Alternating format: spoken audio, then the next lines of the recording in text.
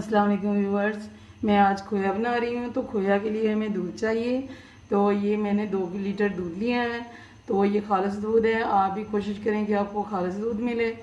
तो इसको मैं पकाऊंगी। अब मैंने इसको आहिस्ता आहिस्ता पकाना शुरू किया हुआ है। तो ये ध्यान से पकाना है ताकि इसके इर्द गिर्द दूध ना लगे और नीचे भी ना लगे। पास खड़े होके इसको हमने पकाना है। तो जब हम पका लेंगे तो आपको मैं थोड़ी देर तक दिखाती हूँ।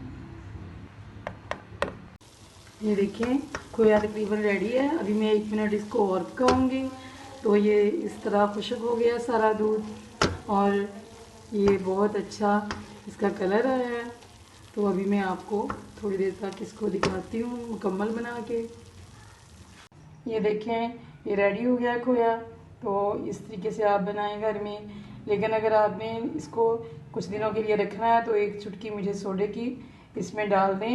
एंड पे डालें, जब आप इसको उतारने लगें उस वक़्त डालें और इसको आप रख सकते हैं। लेकिन अगर आपने उसी वक्त यूज़ करना है तो आप इसको इस तरह बनाएं और इस्तेमाल करें।